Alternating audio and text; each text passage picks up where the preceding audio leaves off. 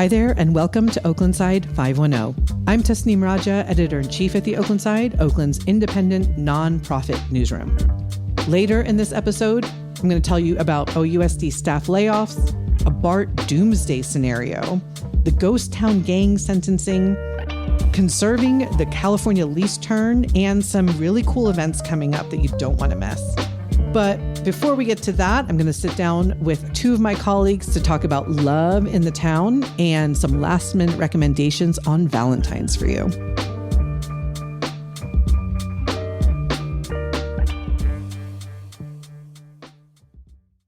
Okay, before all of that, a word from a local company that is supporting this podcast.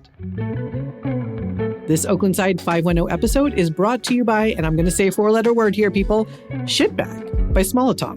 These are dog waste bags that elevate political satire to an art form. Make every walk an act of resistance while keeping the streets clean with their premium, thick, smell-resistant dog waste bags. They give you a sanitary way to express your frustrations, and each bag looks even better when full of fresh dog droppings.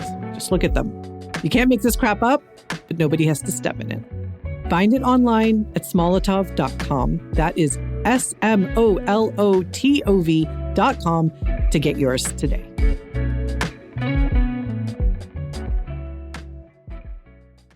All right, now let's turn to this week's main story. Valentine's Day is right around the corner, and our newsroom has been covering love in Oakland. We profile couples who met right here in the town, let you know where to go based on your relationship status, and recommend the best desserts to share with your boo. To share all of this lovely reporting, I am joined by two colleagues, Azucena Rasilla, our arts and community reporter, who profiled couples whose love stories are steeped in Oakland, and Tovin Lapan, our Nosh editor, who's been covering Valentine's restaurants and food. Azucena, Tovin, thank you for being here. Thanks for having us. Yeah, good to be here. Okay, Azucena, let me start with you. Your story about Oakland couples is just really sweet. So tell us how this idea came about. Yeah, this is something that I wanted to do for a long time because my own love story is so rooted in Oakland. I basically wanted to explore how folks have found love in real life without using dating apps, and how these love stories have grown right here in Oakland. With Valentine's Day coming up, it felt like the perfect time to ask, how do Oakland residents find each other and fall in love? And what role does Oakland play in their love stories? Yeah. You profiled 6 couples in the story on our site. We also featured a few more on Instagram. What did you learn? What struck me the most is how the city itself is woven into these relationships. It's not just the backdrop, but Oakland is the main character in their stories. For example, I wrote about one couple who met at the festival at the lake back in 1995. Wow. They did it on and off for years. And when they finally got married in 2010, they held their wedding reception at the Bellevue Club, which is now closed. And that's right across the street from where they first met. Another couple, Stephanie and Elsa, they met while fighting for housing rights during the Moms for Housing blockade in 2019. Yeah. They're both queer activists and both had experienced housing insecurity, and they fell in love building tiny homes for their unhoused neighbors in West Oakland. That is beautiful. Okay, I want to hear about some of the other couples too. Yeah, one of my favorite couples is Paul and Kathleen. They've been married for 45 years. They first met at a house party in North Oakland back in 1973, but at the time, Paul was married. 7 years later, they met again at another party, same neighbor who had the first party where they met. Paul asked Kathleen to dance, and that was it. They've been together ever since with their blended family, and their family has grown so much that they now have 3 great-grandchildren. Oh, amazing. Okay, I know you got the chance to meet Paul and Kathleen in person at Joaquin Miller Park. That is where their portrait in the story was taken by visual journalist Jimena Natera. Now, they gave you some very fun advice, as well as some insight into what married life is like after 45 years. Now, listen, folks, it was a windy day when they all met, so it's going to be a little hard to hear what they have to say at times, but well worth it. Let's give it a listen. I knew there was something unusual about you. I still know that. I still know you are unusual. And so I thought, I'll see if I can get to know her. And I don't think we separated for more than a minute after that for 45 years. So you can't ask for more than that. I used to say, well, They should have a travel requirement before marriage. Go with somebody just like that, where it's just the two of you for all that time. And it doesn't have to be 3 months, but a long time. And see how you're doing at the end of that trip. So That trip across country and back was less contentious than driving around Oakland. I know, because he wants to use GPS, and I'm like, Turn here, turn. Okay, I can relate to all of that. My husband can too. Azucena, who else did you speak with? Yeah, there's also Craig and Bianca. They met at Madison Park Academy where they both teach. By now they're married. They got married in Southern California at Bianca's grandmother's backyard. It's a really cute story how they fell in love. All right, I want to hear from them. We met both teaching at Madison Park Academy in East Oakland. I was a teacher there already, and I taught 7th grade math. Towards the end of my first year of teaching, there was a tour of prospective teachers. Craig was in the group. I remember the group coming, but I don't remember Craig at all. But he recalls seeing me on a table corralling a bunch of 7th graders, and he thought I was cute. I was not very interested, but eventually our paths started to cross more with mutual friends and just different events and things like that. And I ended up inviting him to my birthday. And ever since then, we've kind of been inseparable. Okay, Azu, I know from your story, like a lot of couples, the pandemic was a big inflection point for Craig and Bianca. So we know they've made it through with help. I want to hear Bianca's reflection on that time. This was the first time both of us were living with a significant other. And then we had also just adopted our 2 cats, Bart and Momo, who we adopted from Cat Town. And they really helped us get through it. Anytime there was an argument and they were just staring at us or, you know, they were being super cute, it helped ground us and get us through everything that was going on during that time.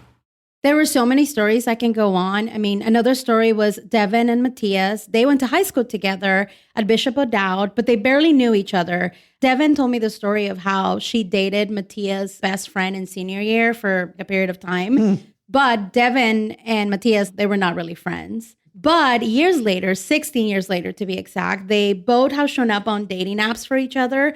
They were both back living in Oakland and Rockridge, but neither of them swipe on each other because they wanted to, you know, they wanted to be fade. They wanted to meet in real life. Yeah, let's hear Devin kind of tell us a little bit about their story. In 2022, we ran into each other at a bar called The Rick on College Avenue. He was on a date, and I saw him from across the room. I couldn't believe the coincidence, so I went up and I said hi to him. Later, he told me that he actually called the girl the next day to end things in hopes of running into me again. And a week later, we did. We ran into each other, this time at a gym in Rockridge called Sweat. We ended up as workout partners in a class, and afterwards he asked me out. Now they're married with 1 kid and then another one on the way. Devin is due in July. They said that they're still close with a lot of their friends from Bishop O'Dowd, some of whom are married with kids, and they're proud to be raising a new generation of Oaklanders.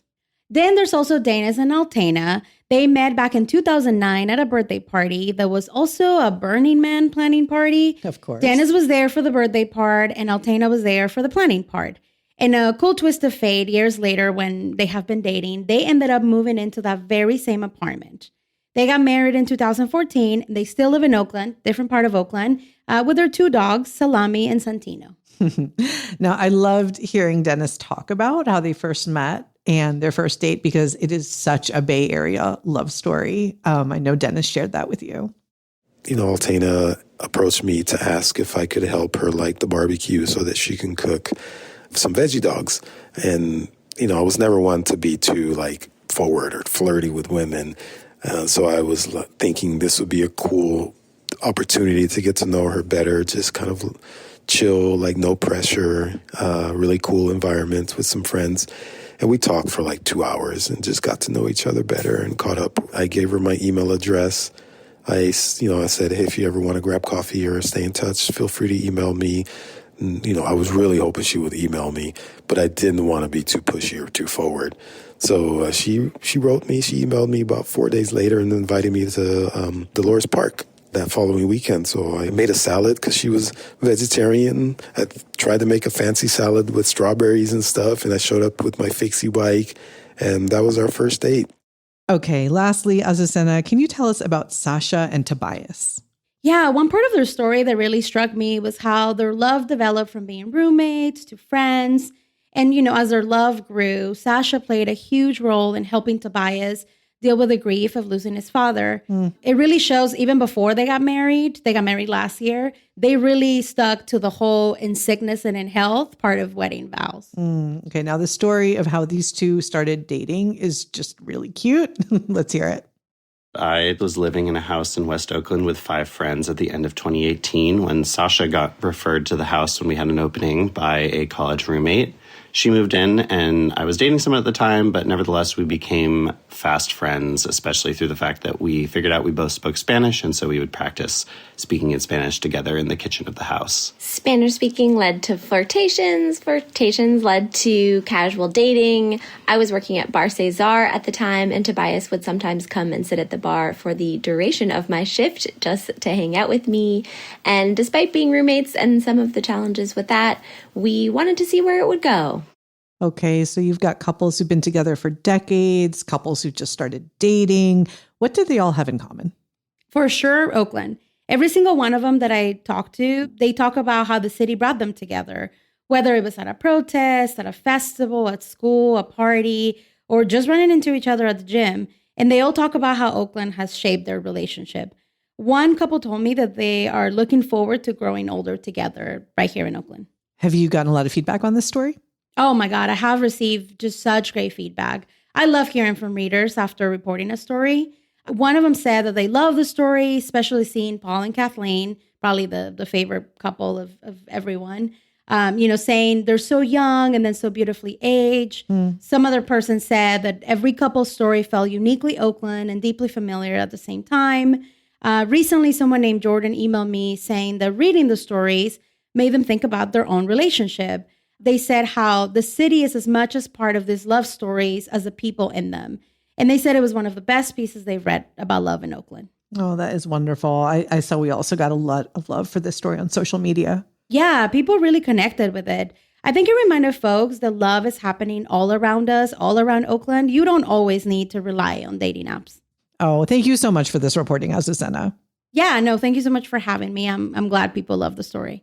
All right, Tovin, let me turn to you. Now, before we get into Nosh, I know you and your wife live in Oakland. What's one thing you guys like to do together? Yeah, we live in the Diamond, and actually, I love going to Ghost Town Brewing in Laurel. It just won the Nosh Award for best beer garden in the East Bay. And we went there. I love the burger mortis, so I get the burger. If we bring our 6-year-old, she gets the big bowl of fries. Yeah. And then, and of course, I get a beer. And then we love to go down to Lord's, which just reopened last year in its original location. So then we go to Lord's for dessert afterwards. All right. We love it. Okay. Now, Nosh has been covering Valentine's Day pretty heavily. You guys have been all over it. Tell us what you've been putting out there. Yeah, we wanted to make sure we had something for everyone, no matter what your relationship status is or what kind of vibe you're looking for. So we published 3 guides. The first one is about amazing desserts to share with your Valentine. The second is for singles looking for places where they might meet someone cool in real life. And the third is about where to dine on Valentine's Day based on your relationship status. And we included a bunch of different kinds of relationships. All right, delicious. Let's start with desserts. What made the list? We picked 7 spots with really creative, decadent desserts that are perfect for splitting with someone special. There's Soren in Grand Lake, which has this rich chocolate cake with tangy buttermilk ice cream. Juanita and Maud in Albany has a roasted banana flan with Madras curry caramel.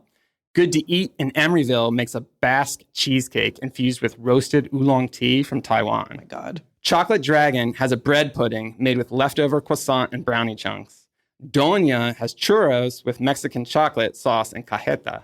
And Bon May Van has purple rice with sweet coconut milk and egg custard.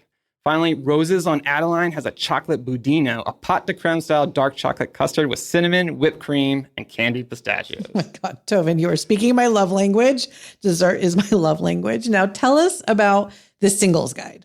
Yeah, this one was super fun. We picked 9 spots where sparks might fly. One of my favorites is the Berkeley Thai Buddhist Temple, which I think was one of the first dates for Azucena's couples, where every Sunday they serve authentic Thai food on communal tables. It's cash only, it's crowded, and you're sitting right next to strangers. Perfect for striking up a conversation. Mm-hmm. We also recommended Best Friends in Albany, which hosts tons of public events like secondhand markets, winemaker talks, and comedy shows. Cleo's Books in Oakland has romantic lighting, cozy armchairs, and a no phones policy. Faction Brewing in Alameda has outdoor seating with bay views. And there's Viridian in downtown Oakland, which has it all. Great cocktails, amazing food, and the right atmosphere for making connections. I once had a fabulous conversation with a stranger at Viridian. The vibe is right for that. Okay, the third Nosh guide is about where to eat out based on your relationship status. I thought this was really fun. Can you walk us through it? Yeah, so we broke it down into 4 categories. So if you're keeping it casual, like you're in a situationship or just started dating, we recommended spots like Tansy's in Berkeley for brunch, or Sailing Goat in Richmond for beers and seafood, or June's Pizza in Oakland for a low-stakes pizza. If it's your first real Valentine's Day together, go for something special like Mama Oakland, which is doing a seafood-focused prefix, or Apuku in Berkeley for intimate izakaya vibes, or Burdell in Oakland for upscale, locally sourced soul food. If you're celebrating the long haul, you can either go traditional with places like Laura's Fine Dining in Richmond or Belodi in Oakland, or try something new in Oakland like Lacuma or Snail Bar. And if you're breaking the mold, maybe you don't care about Valentine's Day or going with friends or family, we recommended places like Fava in Berkeley for Mediterranean food, Donata & Co. in Berkeley for Italian that works for any group size, or Mago in Oakland for a tasting menu that even has kid-sized portions. This is a lot of really good options, listeners. I hope you find something you like in there. Tovin, what is your overall takeaway from all of this Valentine's coverage? Honestly, I think it has to be Oakland's food scene has something for everyone. Whether you're single, coupled up, or just want to eat good food with people you love, there are so many great spots to choose from. And I think that ties into what Azucena found with the couple story. Oakland is a city where love happens. It happens at festivals, at protests, at bars, at schools, and definitely at restaurants. Azucena, any final thoughts from you? Yeah, I just want to say if you're single and feeling anxious about Valentine's Day, remember that all of the couples that I feature met doing things they loved in Oakland, whether it was a protest or a festival, a bar. Just be in Oakland and you never know what might happen. Great advice. Okay, thank you to both of you for this reporting. Thanks for having us. Yeah, great to be here. You can find all of this Valentine's Day coverage at oaklandside.org. We will link to everything in the show notes. Happy Valentine's Day.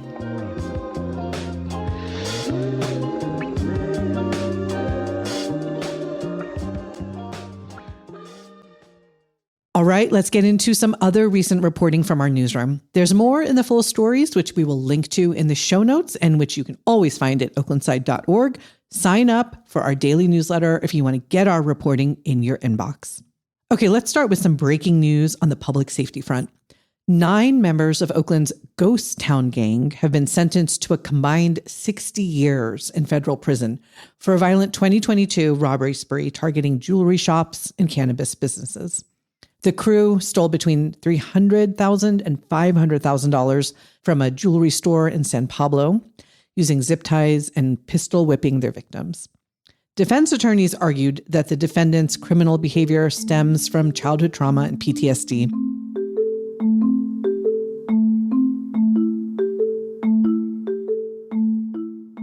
Now to transit news that could affect everyone in the Bay Area. BART has released a stark warning. If voters don't pass a $1 billion sales tax measure in November, the transit agency could shut down entirely by 2028. So the agency's doomsday scenario shows service cuts escalating in phases. First, closing 10 stations and cutting over 60% of train hours, then potentially ceasing all passenger service to preserve the system's infrastructure. The proposed Connect Bay Area measure would add a 0.5-cent sales tax in 4 Bay Area counties for 14 years. BART argues the region can't function without it, noting that if 200,000 daily riders switch to driving, El Cerrito commuters would add nearly 3 hours to their daily commute.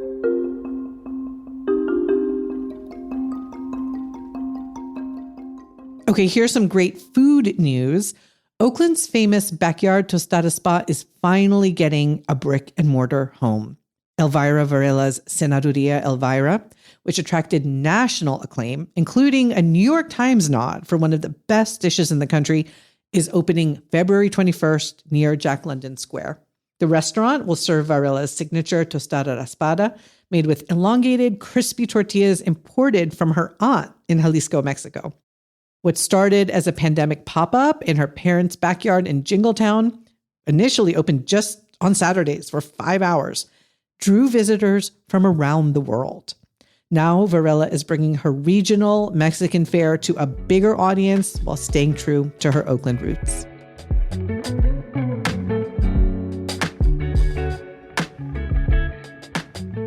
Okay, on to education. The news here isn't good. School principals across Oakland are breaking difficult news to parents. Beloved staff members are on the chopping block.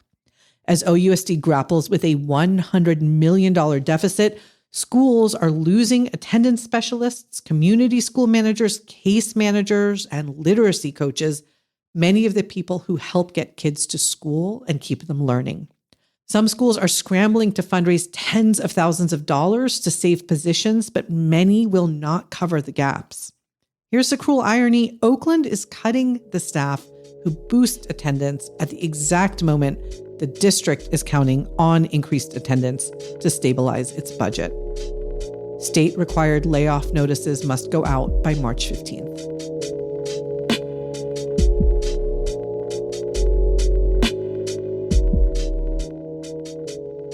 There is some better news for another group of school workers.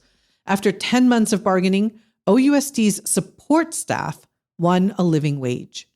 The Service Employees International Union Local 1021, which represents about 1,000 workers, including literacy tutors, library technicians, and case managers, secured a 16% raise over 2 years and a $25 per hour minimum wage.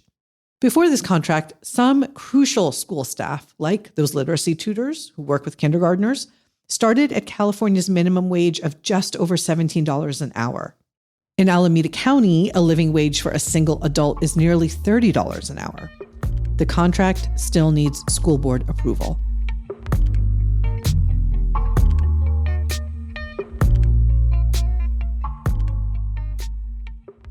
Okay, now here is a story that will warm your heart.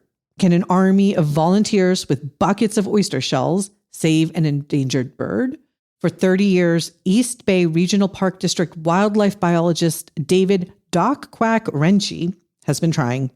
The California least tern, which has been on the endangered list since 1970, has found an unlikely sanctuary in marshes in Oakland and Hayward, where 8,000 volunteers have built nesting habitats by hand, hauling sand and crushed oyster shells in 3-gallon buckets. One island, now called Turntown, USA, took 4 years and 50,000 volunteer hours to build, and it's working. The colony has grown from 6 pairs in 2003 to over 100 nests in recent years. Now, Renchi is racing to build climate-resilient islands that can withstand rising seas.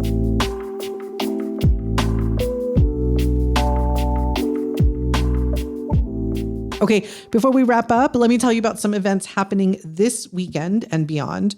On Friday, the Trash Falcons, that's that volunteer group that's been keeping Lake Merritt clean for over 5 years, is opening a really unusual art exhibit at the Junior Center of Art and Science. It's made entirely from weird, discarded items that they've found during their countless cleanups. The opening gala is this Friday night at 6:30. The show runs through April 10th. Then on Saturday, there is David Peters' Black Liberation Walking Tour of West Oakland's historic Hoover Foster neighborhood. Peters is a third-generation West Oakland resident who's been telling the stories of this community since 2021. Condé Nast Traveler has called it one of the best Black history tours in the U.S. That is Saturday morning at 10 a.m. and ongoing. And Sunday, OMCA, OMCA, Oakland Museum of California, is hosting the premiere screening of Total Praise, the blueprint behind the Black Joy Parade. It's a documentary short about how the festival, which happens Sunday, February 22nd this year, became one of Oakland's most well-attended outdoor events. The Black Joy team will be there to talk about why music, especially Black choirs, are at the heart of the festival. That is this Sunday at 1 p.m. That's it for headlines. We will link to all of this reporting in the show notes. All right, that is this week's episode. You can find all the stories we talked about today at oaklandside.org. If you haven't already, please subscribe. Share this podcast with your Oakland friends and neighbors. The more people listening, the more we will keep it going.